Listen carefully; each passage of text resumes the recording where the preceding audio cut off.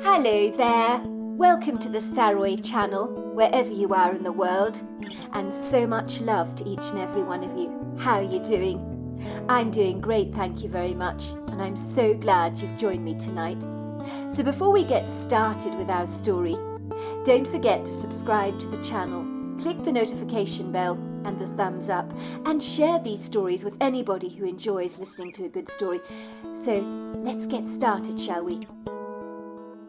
Dear Sarah, and all your lovely listeners, what the hell was I doing here, I wondered, glancing around at my immediate environment, which was both unfamiliar and strange to me. It was almost as if I was caught up in an illusional dream.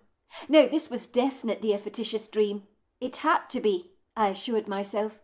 It didn't matter that it felt profoundly real, nor did it matter that I could smell the obtrusive cloying scent of the heart-shaped plastic air freshener hanging from the visor mirror in my Explorer, that was swinging backwards and forwards like a pendulum.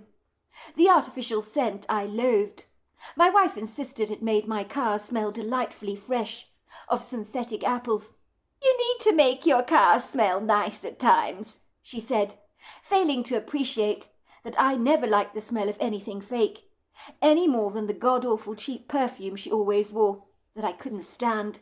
What did she call it? Lily of the Valley. That had been clearly made in a laboratory, where nothing close to nature was used in the vile synthetic concoction. I'd never had the heart to tell her I couldn't stand that hideously repugnant smell. I'd bought her an expensive perfume to wear instead, Chanel No. 5, I believe it was, but she refused to wear it every day. No, it was only for special occasions. Sometimes a man cannot win, even when he employs the utmost tact in his approach. If my wife had asked me, for example, if her bum looked big in something she was wearing, I was the kind of husband that would say, "No, no, absolutely not. Besides, the more there is of you, the more there is to love." For I'd rather tell a barefaced lie than cause any kind of offence to my wife. I couldn't bear to upset her. I guess I picked up the rather skilled, discreet art of telling white lies from a very diplomatic father, who always told my mother exactly what she wanted to hear. It was so much easier that way. Of course she hadn't burnt the black pot roast that tasted disgustingly of charcoal to a cinder, which ominously resembled the bottom of a worn-out rubber boot. My father would tell her that the black hard rock on his plate was both tender and delicious. He would give her a warm, appreciative smile. "Oh, you are so kind," she'd say. "I think it may be just a wee bit tough." "Don't be ridiculous," he would say. "It's absolutely delicious." My mother would look heartily relieved. My very genteel father would stealthily stuff the black pieces of meat in a plastic bag he always kept in his jacket for such purposes, to toss out later, very discreetly in the dumpster, when my mother was not looking, and sneakily he'd make himself a peanut butter and jelly sandwich, which he would eat privately in his office. Of course she looked wonderful in her wide-brimmed hat that she was wearing to the horse races, that had more plastic fruit on it than you found in our fruit bowl on the kitchen table, where the fruit actually belonged. The plastic fruit had looked both vulgar and gaudy on a hat, but my mother thought it was a work of art, and my father would not tell her any different. Of course the dress she'd brought 3 sizes too small for her looked both classy, sophisticated and flattering on her. It showed off her rather square-looking physique to perfection, when in reality she looked like an older woman, trying to pretend to be a teenager, the quintessential mutton dressed up as lamb, so to speak, or, if I'm being rudely blunt, like a stuffed sausage. Would my father tell my mother the truth? Absolutely not. And likewise I appeared to be heading down a similar path, with white lies becoming a useful benign currency, in order to keep the peace in my relationship. When I was younger, I swore to myself that I was going to be brutally honest with my wife, but after getting my fingers burnt in that approach more times than I care to mention, sometimes our best intentions can be flung to the wayside, like an old apple core on the side of the road. As I sat there in my Explorer, the lingering dream I was presently engaged in seemed to become profoundly real, employing all of my senses of both smell, touch, sight and sound, which was more than a little bizarre, to say the very least, but also pleasingly enjoyable. When had I experienced a dream before, where I could even feel the comfortable cushioning of the leather buttressing me up against the substantial padding of the front seat of my car? I could feel the ribbon of the safety belt pinning me to the seat. When I glanced down at myself, I became conspicuously aware that I was wearing my velvety blue slippers on my feet and a pair of blue and white striped pajamas on my body. Why was I wearing my pajamas in the car that was parked in the middle of a sequestered country road? What on earth was I doing here? And where exactly was I? This was a pretty incongruous experience for me. But then again, dreams never do make sense, do they? In the morning, I would be lightly telling my wife over the breakfast table all the details of my idiosyncratic dream, if I could remember them, of course. More often than not, I predictably forgot my dreams, but surely I would remember this unusually vivid dream, with its remarkable exacting attention to detail. I felt rather chilly in the car, aware that I hadn't even bothered to wear my velvety blue dressing gown, and it wasn't exactly warm. The temperatures of late, after a viciously unforgiving summer, had dipped significantly, and the drop in temperature had announced that winter was on the cusp of making its formidable presence known. In this curiously rather outlandish dream of mine, I could feel the wisps of cold air impertinently pierce through the cotton of my pajamas, like a witch's icy fingers. I shivered, briefly glancing up at my reflection in the visor mirror. I was a sight for sore eyes. I certainly had looked better before. One side of my sandy brown hair was flattened. There were creases in my skin, where I'd pressed my face against the pillows of my bed so hard that I'd left those prominent railway-like tracks on my face. I glanced down at the carpeted floor of my car, which was covered in a plethora of gold and red crisp autumn leaves that had lightly been brought in after sticking to the bottom of my boots that I wore every day on the job, travelling from one farm to another to inspect their livestock, which could be a messy job.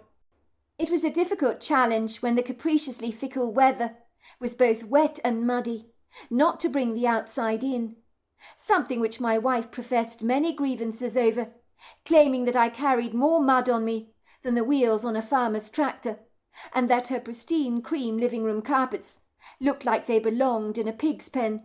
Wow, this dream was certainly impressive in its graphic recall and colourful splashes, where all the ambiguous uncertainty was wiped away like the chalk on a teacher's blackboard. I was experiencing a befuddling, enigmatic movie of the mind, where all my senses from smell and touch were fully engaged.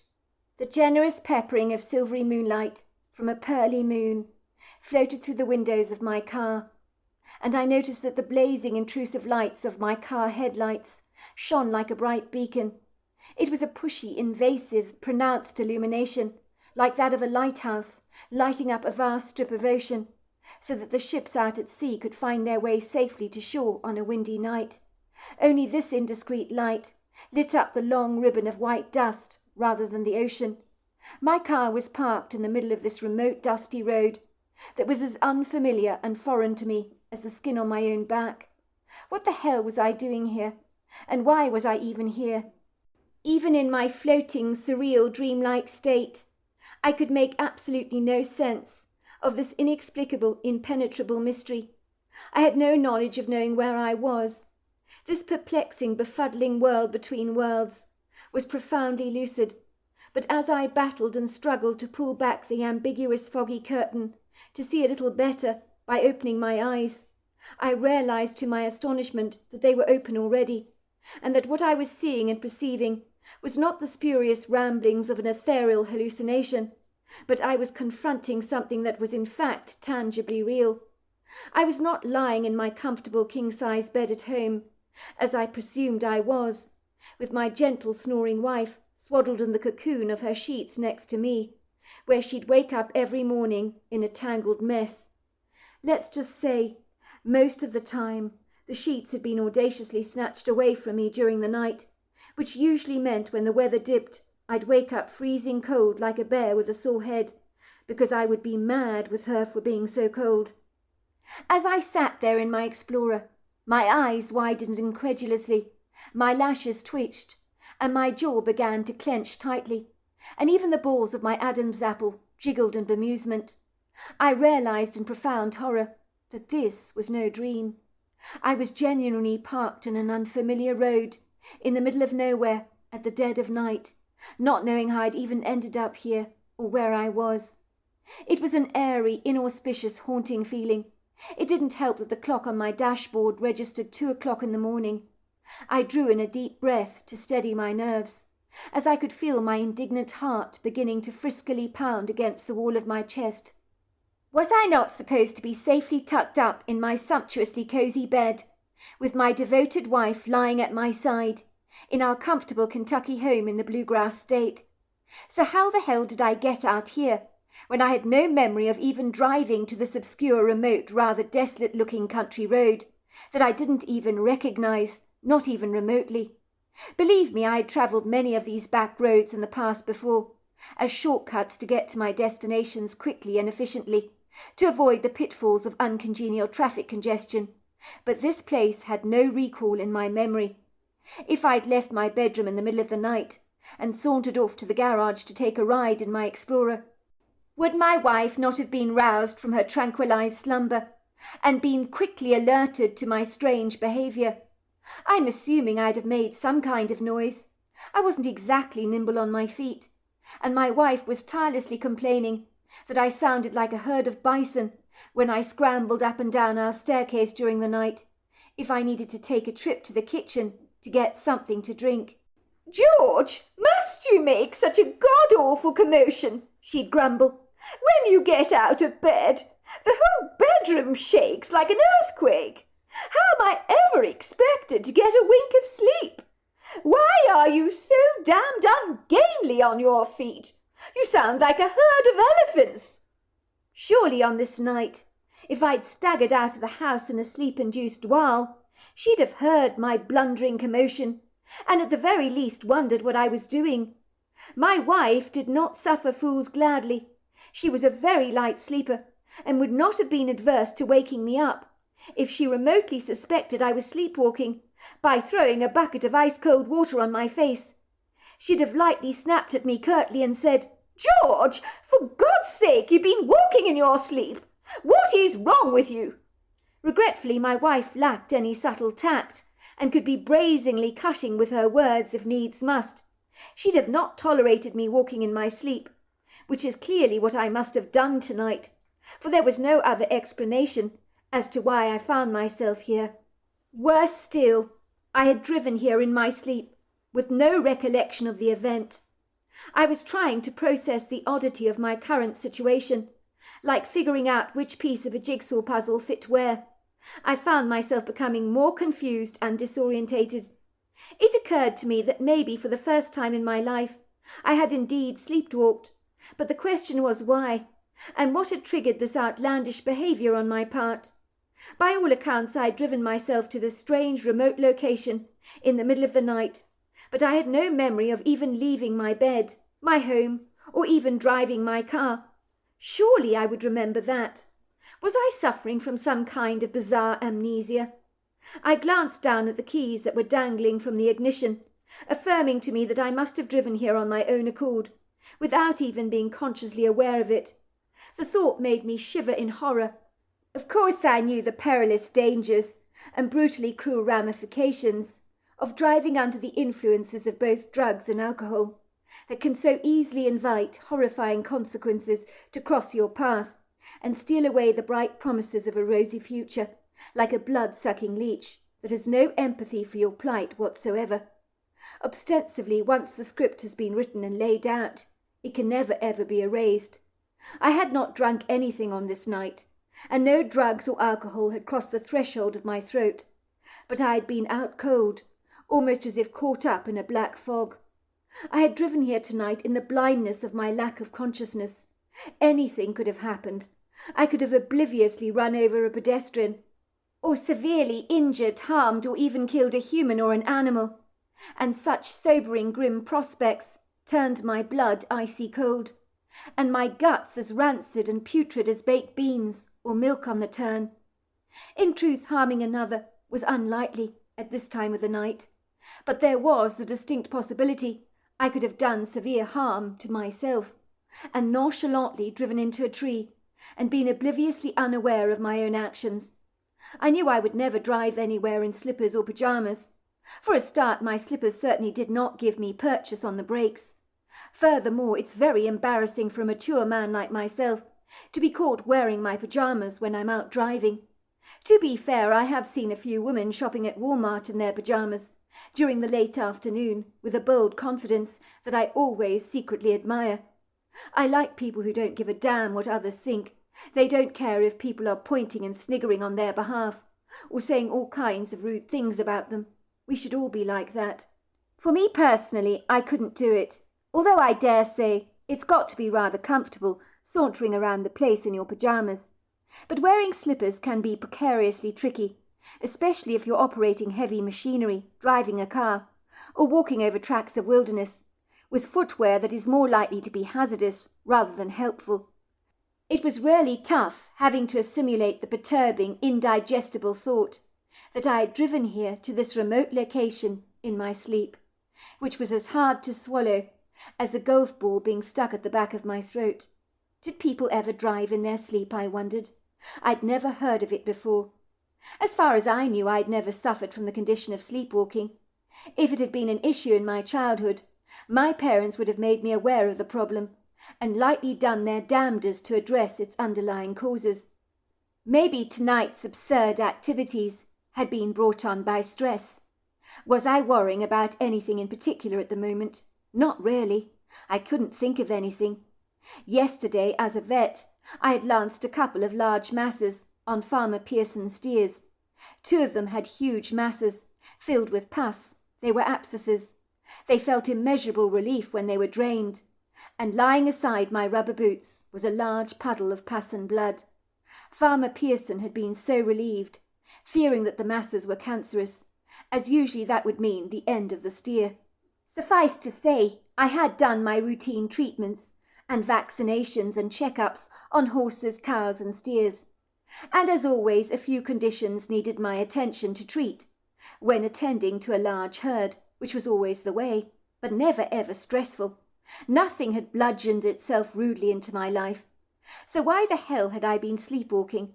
And what was I doing in the middle of a country road like this that I did not recognize? As I sat there in my car, staring ahead of me at the night in a bemused kind of trance, I began to assimilate my environment, as if watching it through the lens of a telescope for the very first time. The rather uneven road I was on was strewn with rocks and pebbles, for it had never been asphalted, which suggested it was not ever really used. You would have thought the bumpy jolts on this road would have bounced me precariously out of my sleep, but not so. But then again, a rocking motion can be oddly calming. My mother had always rocked me to sleep when I was a baby boy. The dirt road I was parked on was liberally fringed on either side by small tracts of rocky, grassy ground, where about 50 feet from the road were large congregations of maple and oak trees, their tall, dark, lofty silhouettes all but a dense, tenebrific blur on the horizon. I was in no doubt that during the day they would look absolutely spectacular at this time of the year, as the Kentucky countryside had become an artist's dream of late, with a plethora of golds, ambers and reds confiscating the landscape under a canvas of bewitching, dreamy colours that had almost made autumn my quintessential favourite time of the year, even if the cold breath of winter was rudely breathing down my neck, reminding me that she was on her way. It certainly felt nippy now, I thought, as I shivered in my truck, reaching for the torch in the dashboard. I'd noticed some big black blob lying in the middle of the road, a short way ahead of me. Maybe that was why I'd stopped the car in my sleep. It certainly looked like a large dead animal of some kind, lying in the road, blocking my path, but I could not be sure. I wanted to find out exactly what it was. I could, of course, drive towards it, but the thought never actually crossed my mind. I began to fiddle with the switch on my torch, relieved to see that it had a good illumination and plenty of battery life. Good, I thought. That was at least a promising start. Could I dare to hope my cell phone was in the car? For I might get a GPS signal to give me an idea of whereabouts I was. But as I expected, I didn't have it with me. It was probably charging on the oakwood dresser at home, where I put it in the evening before I retired to bed. I climbed out of the car rather reluctantly, slamming the door behind me, flicking my torch over the road. I steadily moved towards the big black blob in the middle of the road. My first thought was that I was staring at a piece of roadkill, an animal that had been run over. I leaned over the huge mound of hair and poked it with a stick, but there was no response. But as I studied the form more closely, I discovered I was studying a bear pelt, lying in the middle of the road. It smelt manky, musty, and disgusting, and I threw it to the side in disgust. I was about to return to my car when I saw a flashing light coming from the trees. What the hell was that? It looked like an alarm signal of some kind. I could not make out what it was, but when me and my brother were kids, we loved to do SOS signals with a torch from opposite rooms in our house, by way of communication, where we would use the signal to announce that the coast was clear and Mum and Dad were safely tucked in bed. This signal reminded me of that. Was someone in trouble? Is that why they were giving me an SOS signal? Maybe someone had accidentally taken a nasty tumble and was signalling to me for help. It would be remiss of me to ignore such a signal. I glanced down at my slippers, grimacing at the prospect of tackling a walk in the woods at the dead of night in this flimsy excuse for footwear. This certainly was not my idea of fun. I wore the kind of slippers that would often randomly slide off my feet. They had been a gift from my wife one Christmas, and I'd never enjoyed wearing them, especially now. Call me old-fashioned, but I preferred to wear footwear that gave me some kind of cushioning. I would have liked to have ignored the flashing lights, but they persisted, and how could I live with myself if I just callously, insouciantly walked away? I could see the headlines in the local newspaper the following day saying, "Old woman fell off her ATV and was stranded in woods for several days, unable to move due to very bad fractured femur. She was found lying dead due to exposure." I mean, how could I live with myself knowing that I'd seen those flashes of light coming from the trees from the woman's torch she likely had hanging on her keychain or something? Everyone knew 3 fast flashes and then 3 slow ones is a traditional SOS signal, and that is exactly what I was seeing. There was no doubt. I couldn't just walk away from that, could I? Nor could I phone the emergency services without a cell phone to tell them what I'd seen. I speedily stepped up my pace, and as I suspected, my foot kept slipping and sliding out of the damn slippers I was wearing. But somehow I managed to navigate my way through a tumble of grass, mingled with earthen soil and jagged rocks that protruded out of the ground like a shark's teeth, until I entered the lofty congregation of trees, where the gnarled, knotty roots plundered through the soil like a tangle of sailors' knots that could so easily trip me up if I wasn't particularly careful.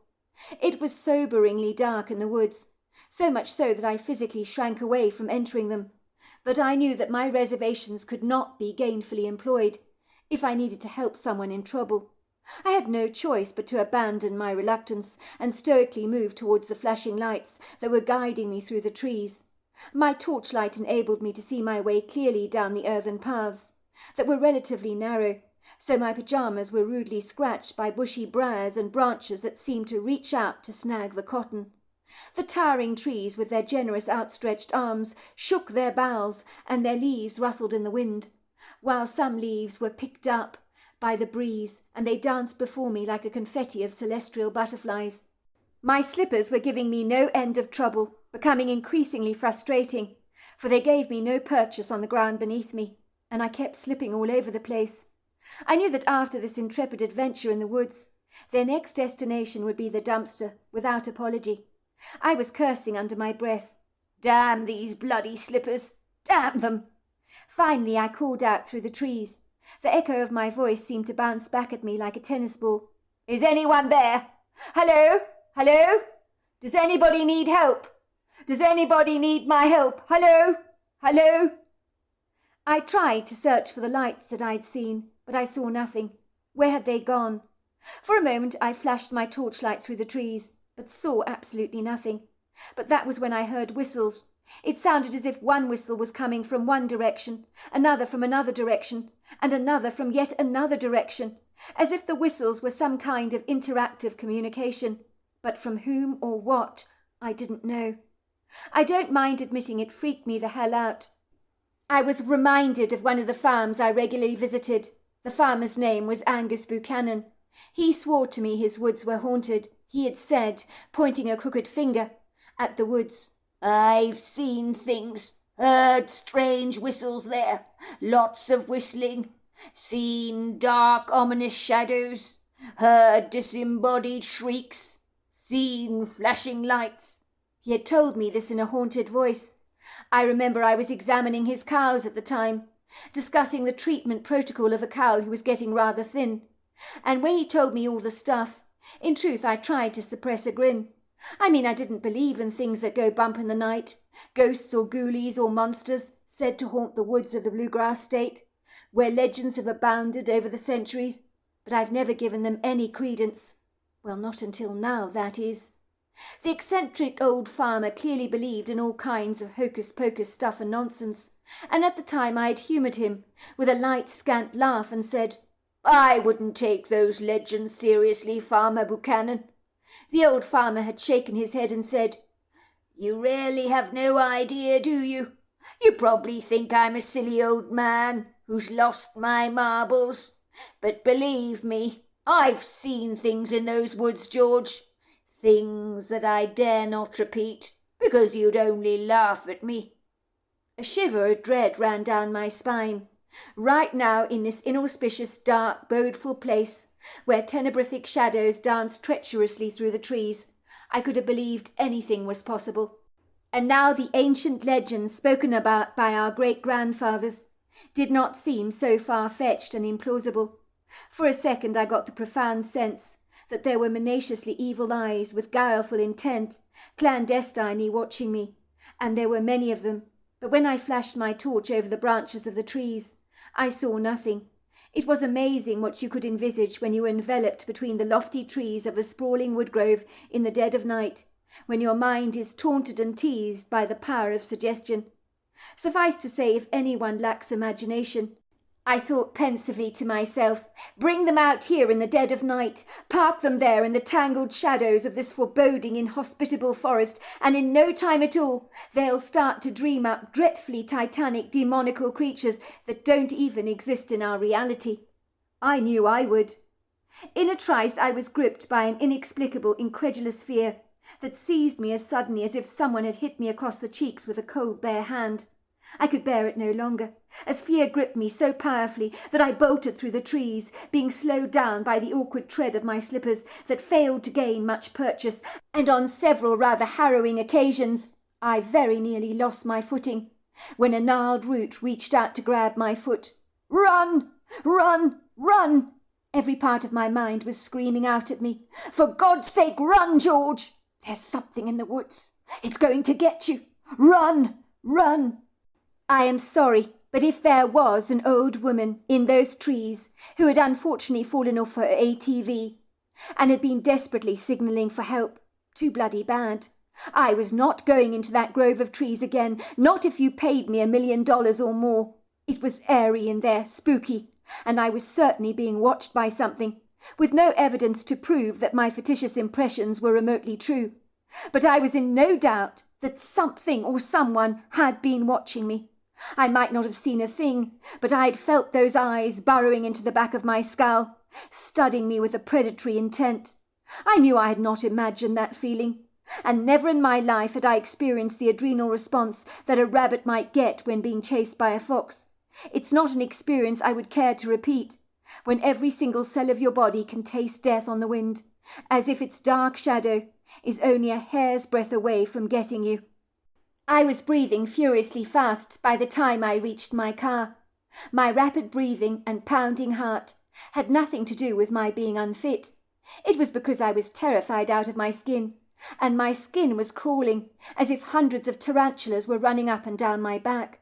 I glanced briefly over my shoulders, afraid that I'd see a monstrous beast bounding towards me from the trees, but nothing had given me chase. Was I going completely mad? I was still very certain that I was being watched. I speedily made haste in my rather ungainly, cumbersome gestures that in my heightened sense of distress became infinitely more clumsy and uncoordinated. I needed to get the hell out of here, and out of here fast. My focus became almost tunnel-visioned. I staggered to my car awkwardly, like an inebriated drunk. For indeed, had anyone been watching me, they would likely think I was completely bladdered, when nothing of the kind was remotely true. But when you're affrighted, the signals from your brain that send messages to your muscles don't function so fluidly. For a moment my trembling hands rattled as I flung open the driver's side door. With a measure of relief, mingled with trepidation, I sank gratefully into the comfortable leather seat of my Explorer, and with fingers that had become like arthritic, non-compliant appendages, it took me a few rather cumbersome attempts to start up the engine. "Damn! Damn!" I kept mumbling. "Damn!" Finally my Explorer sprang into life, as if it had been rudely awoken from a comfortable slumber, and was now contemptuously growling at me. Even though I did not know where the hell I was sure that if I followed the road, I would eventually reach an area that looked rather familiar. As my hardened rubber tyres, used to driving in perilous condition, grazed the rather craggy road with an accelerated swaggering jolt, I managed to drive away steadily down the road, with the pinging sounds of stones beating against the car's underbelly. I could smell the manky smell I'd first encountered when I had approached the beer pelt in the middle of the road that I had tossed to one side. I had not even touched the thing, not properly, but for some bizarre reason I had brought the smell with me in the car. It must have somehow contaminated my clothes.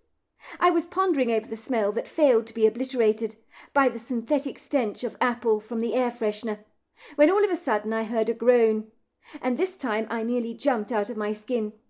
I stopped the car with a jolt, and nearly had a heart attack on the spot, when I looked over my shoulders towards the back seat, where the stench was incredibly strong.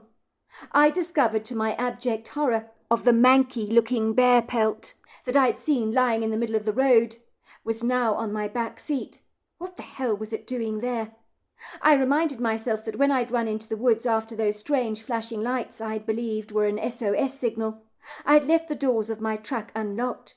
Had someone put the bear pelt in the back of my Explorer as some kind of insidious, macabre joke? I wondered for a moment if a couple of teenagers had spotted my car in the middle of the road and decided to recklessly toy with me.